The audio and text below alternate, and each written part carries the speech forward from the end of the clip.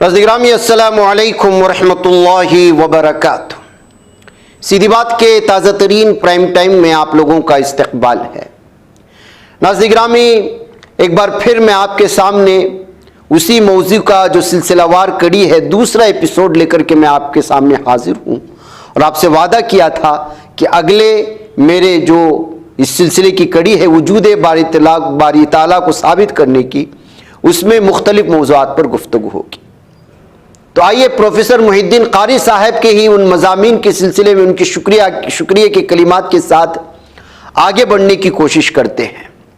میں نے گزشتہ جو روکا تھا آپ لوگوں نے دیکھا تھا کہ وہ یہ تھا کہ 200 سال کے اندر پیدا ہونے والی دہریے نے 40,000 سال کے خدا کے تصور کو ختم کرنے کی کوشش کی اور نئے اعتراضات کیے۔ اب سوال یہ ہے کہ قدیم مذاہب میں خدا کو تلاش کرنے کی جستجو کیسی تھی؟ 40,000 سال کا دستاویزی ریکارڈ اس بات کی بھی شہادت دیتا ہے کہ ہر کسی نے نہ صرف خدا کے وجود کا اقرار کیا بلکہ ہر فکری دستاویز کے اندر یہ امر موجود ہے کہ تمام کے یہاں خدا کو تلاش کرنے کی جستجو بھی کی گئی ہے۔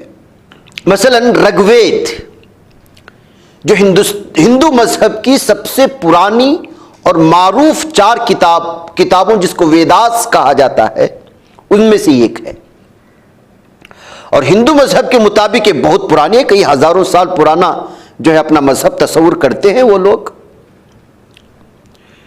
یہ خدا کے وجود اور اس کے وجود کی حقانیت پر مکمل کتاب ہے اگر آپ اس کا مطالعہ کریں گے۔ اور اس کے بعد یجروید جو ہندوازم کی دوسری بڑی کتاب ہے، اس کا مطلب آتا ہے خوف خدا، ہم جس کو تقوی کا لفظ استعمال کرتے ہیں نا وہ اس میں موجود ہے۔ ابھی ہندو بگڑ گئے ہندوتوا آنے کی وجہ سے، ورنہ تو یہ اگر اپنے اصل مذہب کی طرف چلیں گے اور اس پر غور و خوض کے ساتھ مطالعہ کریں گے تو اسلام کے قریب بڑھنے شروع کر دیں گے، کیونکہ ہندوؤں کے یہاں پر ہندو مذہب میں تو باقاعدہ قل هو اللہ احد کی پوری تفسیر بیان کی گئی ہے۔ یہ مکمل کتاب قرب الہی کے حصول کے ذریعے کو زیر بحث لاتی ہے۔ اب 40,000 سال میں تمام مذاہب کے اندر 2 تصور ہمیشہ سے موزن رہے ہیں۔ اس کا مطلب ہے خدا ہے، اس کا انکار نہیں ہے، اس کے قرب کا حصول بنیادی مقصد ہے، یعنی کہ عبادت کر کے ہی اس خدا کے قرب حاصل کیا جا سکتا ہے۔ اب اس کو الگ الگ نام دیے گئے۔ مثلا اگر ان کے یہاں خدا کا کوئی تصور نہ ہوتا تو یہ مذاہب اپنے اپنے لٹریچر کے بڑے حصوں میں کبھی خدا کو تلاش کرنے اور اس کے خوف و امید کے موضوعات کو زیر بحث نہ لاتے۔ یوں سمجھ لے کہ ہمارے یہاں تصوف کا مضمون ہر مذہب کی بنیاد تھا کہ قرب الہی کیسے حاصل کیا جائے۔ ہمارے یہاں تصوف ہوتا ہے نا، صوفیزم۔ ان تمام مذاہب کے اندر تزکیہ نفس، اپنے نفس کو دھونا، صاف کرنا، گناہوں سے پاک کرنا، آئینے کی طرح بنا دینا، اس کے موضوع پر ابواب ہیں۔ اگر یہ چیز آج کی اختراع ہوتی یا صرف 1400 سال پہلے اسلام نے دی ہوتی تو پھر 40,000 سال پہلے لٹریچر میں اس کا وجود نہ ہوتا۔ گویا یوں کہا جا سکتا ہے کہ جب سے انسان نے ہوش سنبھالا ہے، انسان کو یہ سبق پڑھائے گئے ہیں کہ ایک خدا ہے جس کو حاصل کرنا ہے، جس کی طرف سفر کرنا ہے، جس کی راہ تلاش کرنی ہے اور جس کے قرب کی طرف انسان کو متلاشی رہنا ہے۔ بس یہ 2 تصورات ہمیشہ سے پائے گئے ہیں 40,000 سالوں سے، جب سے کائنات بنی ہے انسان کے اپنے تاریخی دستاویزات کے مطابق۔ لہذا اسلام نے بھی اس امر کی طرف ایسی ہی دعوت دی جیسے پہلے مذاہب دیتے رہے۔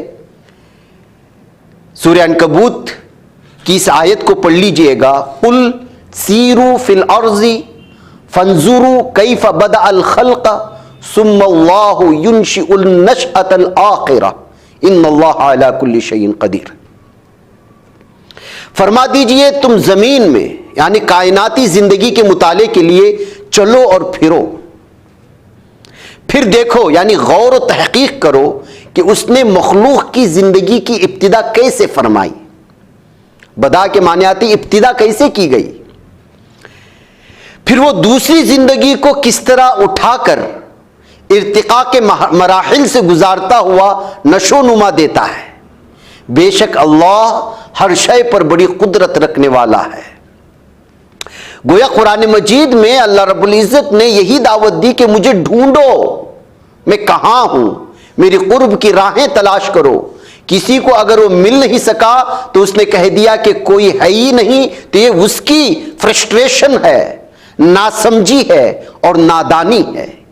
یہ ایسے ہی ہے کہ کوئی غلط راستے پر 5-7 کلومیٹر سفر کرتا رہے، وہ 3 دن چلتا رہے، غلط راستے پر چلنے کے سبب اسے منزل تو ملنی نہیں تھی، لیکن وہ تنگ آ کر کہے کہ کوئی منزل ہے ہی نہیں۔ اسے راہ بدلنے کی ضرورت تھی، منزل کا انکار کرنے کی ضرورت نہیں تھی۔ یہ لوگ کیونکہ غلط راہ کے مسافر ہوئے، اس لیے ڈپریس اور فرسٹریٹ ہو کر منزل کا انکار کر دیا۔ ضرورت اس امر کی تھی کہ راہیں بدل بدل کر دیکھتے تاکہ انہیں منزل میسر آ جاتی۔ اللہ تعالیٰ کے وجود کے ساتھ ساتھ قرب الہی کے حصول کے لیے تزکیہ نفس کا مضمون بھی 40,000 سال کی فکری دستاویز کے اندر اہم حصہ ہے۔ اس کا کوئی انکار نہیں کر سکتا۔ اس کی صورتیں، طریقے اور عمل کرنے کے مراحل جدا جدا ہوں گے، مگر تصور ہر جگہ پر یکساں ہے۔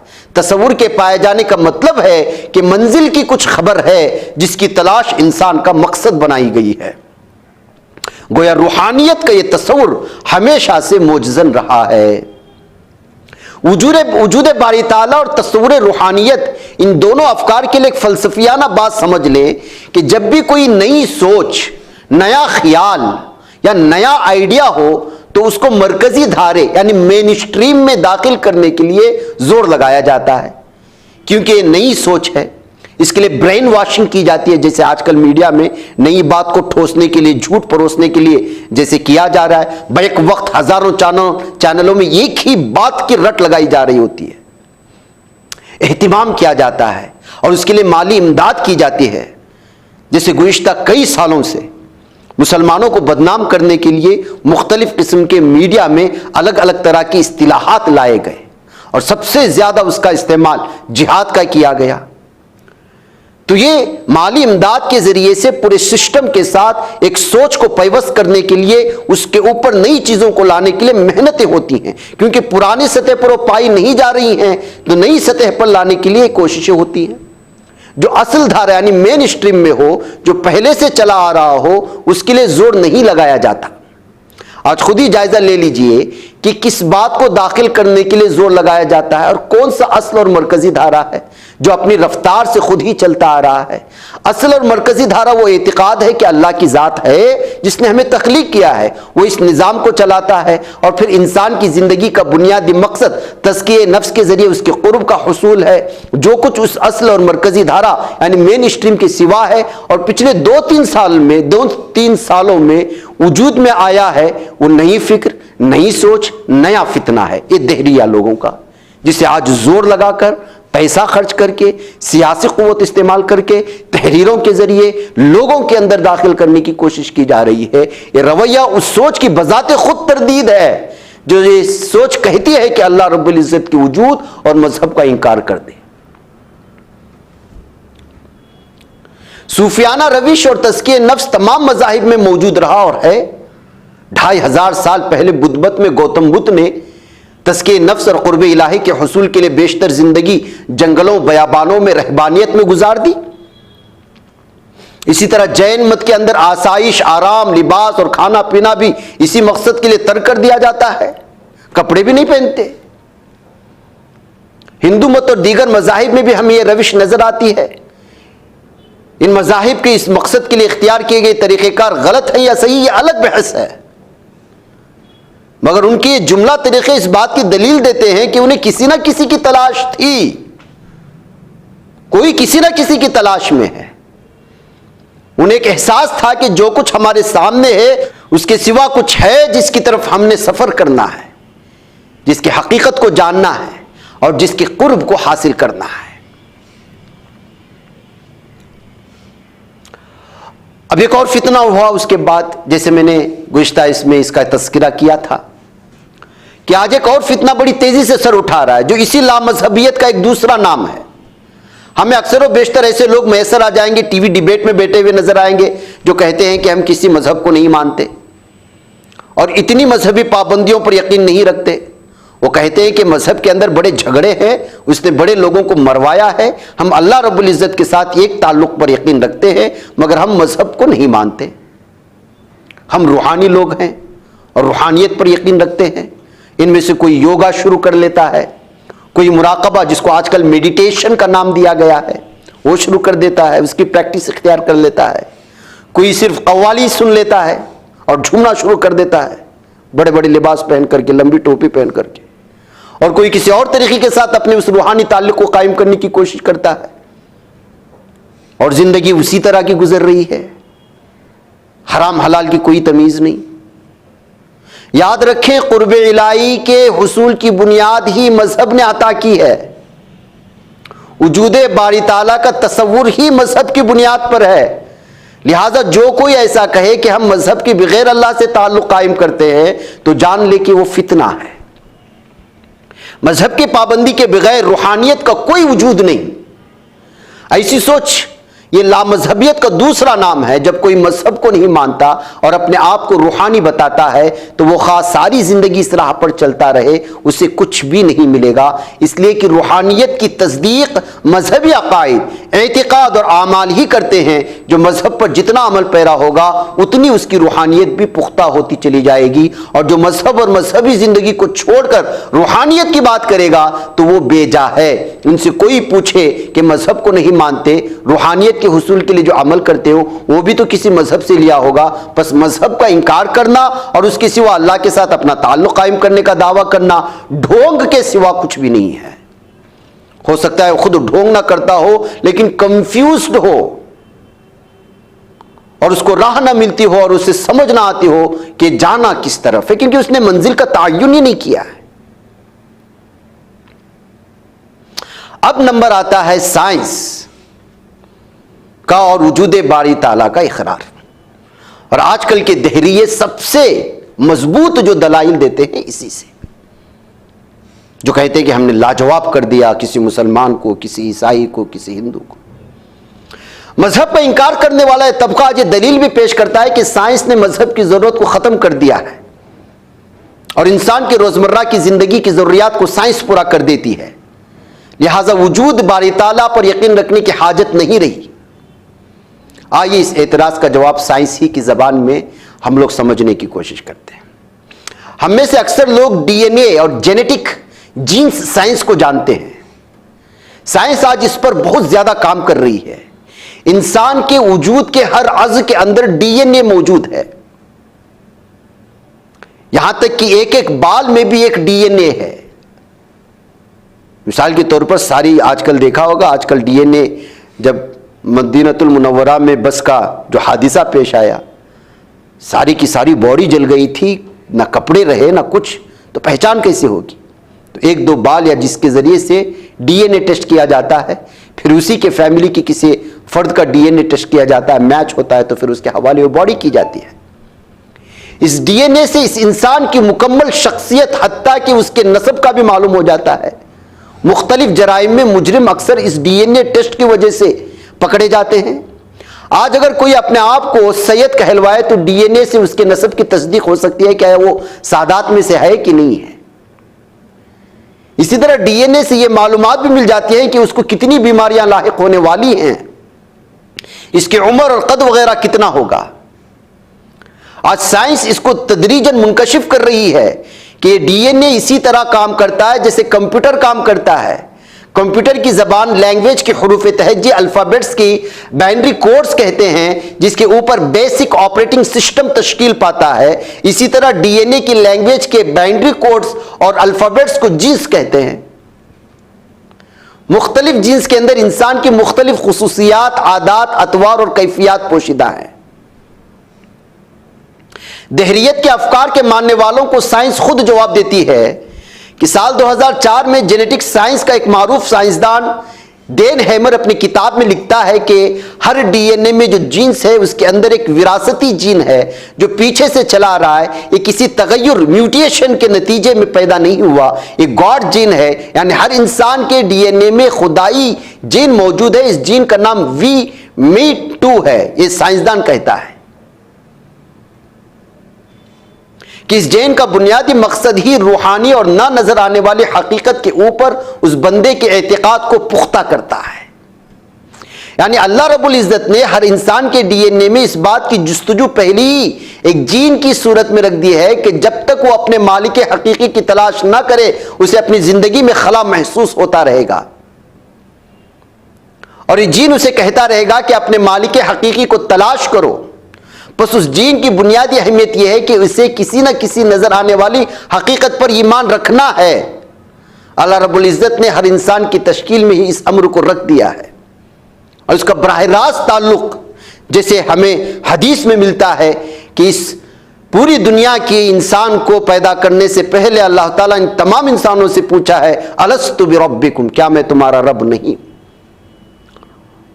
حضرت آدم علیہ السلام سے لے کر کے قیامت تک آنے والی انسانیت, انہوں نے اللہ کے سامنے اقرار کیا ہے کہ ہاں آپ ہی ہمارے رب ہیں. اب یہاں آ کر کے بدل گئی, یہ الگ بات ہے. پہلے تو ہم صرف یہ کہتے تھے کہ باہر سے ہدایت کا ذریعہ اللہ رب العزت نے قرآن اور تاجدار کائنات صلی اللہ علیہ وسلم کی ذات کو بنایا, اور پھر اس ہدایت کے پیغام کا محافظ اللہ رب العزت نے ہمارے اندر روح کو بنایا. لیکن آج تیسری بات سائنس نے ہمیں یہ بتائی کہ صرف روح نہیں بلکہ اس مادی جسم کے ڈی این اے میں بھی اللہ رب العزت نے گاڈ جین کی صورت میں ایک ایسا جین رکھ دیا ہے جس کا بنیادی کام یہی ہے کہ زندگی میں اس بندے کو جھنجھوڑے رکھنا ہے کہ اس خالق کو یاد کرو اور اس پر ایمان لاؤ جس کو دیکھ نہیں سکتے. بندہ جب تک اس روحانی حقیقت پر ایمان نہیں لائے گا اسے اپنی زندگی میں خلا محسوس ہوتا رہے گا. پس ہدایت کے 3 ذرائع اللہ تعالیٰ نے بنا دیے ہیں. یعنی پیدائشی وہ اپنے رب کے تلاش کی جستجو لے کر کے آتا ہے, اور اللہ تعالیٰ پھر اس کے بعد پھر ذرائع پیدا کرتا ہے جب وہ بھٹکنے لگتا ہے. رشد و ہدایت کے لیے ظاہراً قرآن اور تاجدار کائنات صلی اللہ علیہ وسلم کی ذات بابرکت ہے, اور باطن میں روح ہے جو ہمیں ہدایت کی طرف لے جاتی ہے. اور اس کی آسان سی مثال آج کر دیکھ لیجئے گا. کوئی بھی شخص وہ کسی بھی مذہب سے تعلق رکھتا ہے, کوئی جرم کرتا ہے, کوئی گناہ کرتا ہے, اس کے اندر عذب خود جو ہے شرم محسوس ہوتی ہے, عار محسوس ہوتا ہے, ڈر اور وحشت, جبکہ کوئی نہیں ہے آس پاس میں. یہ وہی تو ہے. اسی لیے تو ہر شخص جو ہے وہ سکون کی تلاش میں رہتا ہے, اور اسی سکون کی تلاش کے لیے 40,000 سال سے یہی سلسلہ چل رہا ہے. کوئی جنگل و بیابان میں جاتا ہے, بیٹھ جاتا ہے, کوئی عبادت کرتا ہے اپنے اپنے حساب سے. ڈی این اے میں گاڈ جین ہے جو ہمارے جسم کی کیمیکل فارمیشن کے اندر اللہ تعالیٰ نے رکھ دیا ہے, جو ہمیں اللہ کی طرف متوجہ کرتا ہے. جو لوگ سائنس کے ذریعے سے یہ ثابت کرنے کی کوشش کر رہے تھے کہ اللہ کا انکار کرنا چاہیے, وہی سائنس دان یہ کہتا ہے کہ خود ہمارے خون میں اپنے پورے کے پورے انسانی جسم میں اس طرح کی ڈی این اے موجود ہے جو ہے گاڈ جین جس کو کہا جاتا ہے. اب اگر کوئی دہریہ اور لامذہب یہ کہے کہ میں خدا کو نہیں مانتا یا میں کسی مذہب پر یقین نہیں رکھتا تو اپنی بنیادی فطرت ساخت کے بھی خلاف جا رہا ہے, اور اس کی ایک کیفیت بیماری کے سوا کچھ اور نہیں ہو سکتی. پاگل اور مجنون اور ذہنی مریض ہی اس کا انکار کر سکتا ہے. تو ناظرین گرامی, ہمارے ان نوجوان بچوں اور بچوں کو ہوش کے ناخن لینے کی ضرورت ہے جو سمجھتے ہیں کہ شاید ماڈرنزم کی زبان دہریت ہے. یاد رکھیں, ماڈرن چال چلن کی روش اور پہچان لامذہبیت نہیں ہے بلکہ لامذہبیت ایک بیماری کا نام ہے. اللہ تعالیٰ نے ہر شے علامت کے طور پر, دلیل کے طور پر بنائی ہے جو اس کے وجود کا پتہ دیتی ہے اور اس کے قرب کے حصول کا ذریعہ بنتی ہے. اس کے سوا باقی ہر شے فریب ہے اور دھوکہ ہے. آج تمام والدین اور اساتذہ اپنی ذمہ داریوں کو سمجھے اور اپنے بچوں کی نگہداشت اس انداز میں کریں کہ ان کے عقائد کی حفاظت ممکن ہو سکے. اللہ تعالی ہمارے حال پر لطف و کرم فرمائے اور ہمارے بچوں اگلی نسلوں کی ایمان کی حفاظت فرمائے. اس کے علاوہ ناظرین گرامی, سب سے بڑی بات یہ کہتے ہیں کہ جو ہے ہر چیز کو بنانے والی چیز اس کائنات میں، ان کا یہ صاف دلیل ہے کہ جو چیز یا تو خود بخود بنی ہے، کسی نے بنایا ہے۔ اگر یہ مان کے چلیں کہ جو ہے ایک درخت زمین سے پیدا ہوا تو زمین کو کس نے بنایا؟ آپ کہیں گے خدا کو۔ نعوذ باللہ کوئی پوچھے کہ خدا کو کس نے بنایا؟ تو یہاں لا کر کے جو ہے دہریے یہ کرنے کی کوشش کرتے ہیں۔ تو خدا کا تصور، خدا کے مطلب کو سمجھنا یہ ہے، خدا وہ ہے جس کے برابر کوئی نہیں ہو سکتا، اس کا تصور نہیں ہو سکتا، انسانی ذہن میں اس کی بات آ ہی نہیں سکتی۔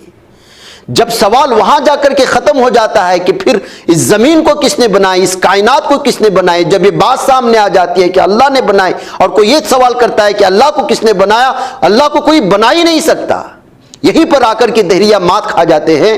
ظاہر سی بات ہے کہ تم جتنا بھی جوڑتے چلے جاؤ اور کہے کہ انسان پیدا ہوا، انسان ماں کے پیٹ سے، ماں اس کے اپنی ماں کے پیٹ سے، ماں اس کے اپنے ماں کے پیٹ سے، اس کو کس نے بنایا، اس کو کس نے بنایا، اس کو کس نے بنایا، تو ظاہر سی بات ہے کہ جس کو بنایا جائے وہ خدا نہیں ہو سکتا، اور جو یہ سب کچھ بناتا ہے وہی خدا ہوتا ہے،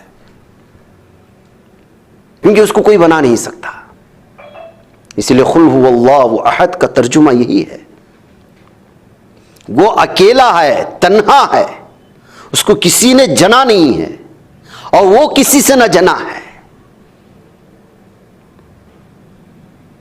اور وہ بے نیاز ہے، اس کو یہ کائنات کی ضرورت نہیں، یہ آسمان کی ضرورت نہیں، یہ ساری کی ساری کائنات بنائی گئی ہے انسان کے لیے، اس کو اس کی ضرورت نہیں ہے۔ وہ کن فیکون کا مالک ہے، کہہ دے کہ ہو جا تو ہو جاتی ہے، اور کہے کہ تہس نہس ہو جا تو پل بھر میں قیامت نازل ہو جائے گی، پوری کائنات تہس نہس ہو جائے گی۔ یہی ایک تصور ہونا۔ اس لیے خدا کے مفہوم کو سمجھنا، اللہ کے مفہوم کو سمجھنا ہی دہریے کی جواب ہے۔